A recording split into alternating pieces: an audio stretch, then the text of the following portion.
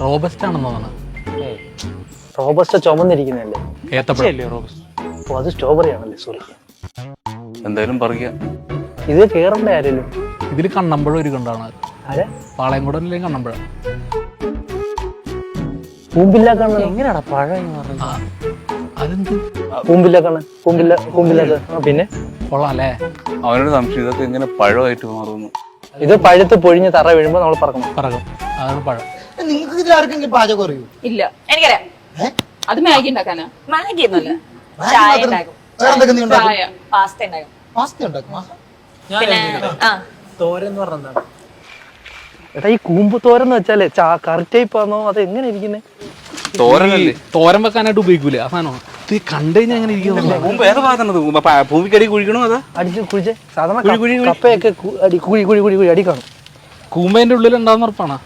കപ്പയുടെ ഒക്കെ അടിയിലല്ലേ? അപ്പൊ ഇതിന്റെ അടി കാണും. അത് കപ്പയല്ലേ? കപ്പ പോലെയാണോ? ഇത് വേറൊരു സാധനം വെച്ച് കുഴിച്ചുണ്ടാക്കണല്ലേ? പഴമല്ലേ? അതൊന്നും സാധനം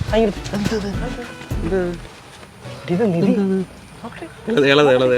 ഇത് കരിക്ക് ലാമപ്പഴം പോലെ ഉണ്ട്. ഇതല്ല സാധനം. വാ നോക്കാം. നമുക്ക് എന്തിനാണ് അത്രയും സാധനങ്ങൾ എന്തുണ്ടാക്കാനാണ് വെച്ചിട്ട്? അത് മറ്റേ വാഴ, ബനാന ചിപ്സ്. അതെ. നമ്മള് പടത്തിന് അപ്പൊ അവന്മാർ എന്തായിരിക്കും വാഴക്കൊലയായിരിക്കും കൊണ്ടുവരുന്നത്? പഴം. മറ്റേ കായപ്പേരി മറ്റേ പഴമായിരിക്കും ചിപ്സ് ഉണ്ടാക്കാൻ വേണ്ടി. ചിപ്സിന് എന്തിനത്?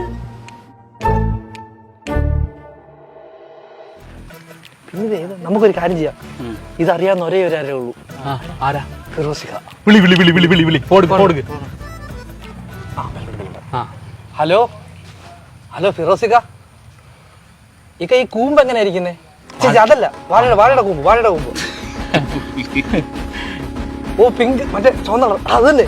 അത് തന്നെ ഇതാ.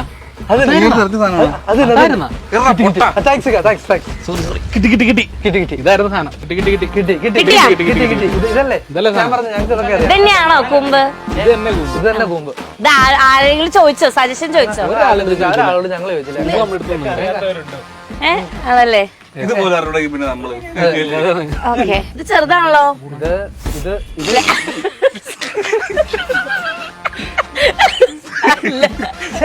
അതല്ല, പെട്ടെന്ന് എന്റെ മനസ്സ് മറ്റൊന്ന് ചിരിപ്പിക്കില്ല.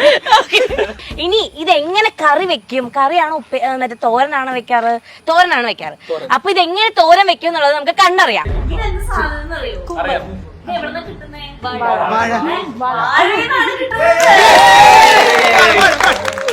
പലർക്കും അറിയില്ലായിരുന്നു.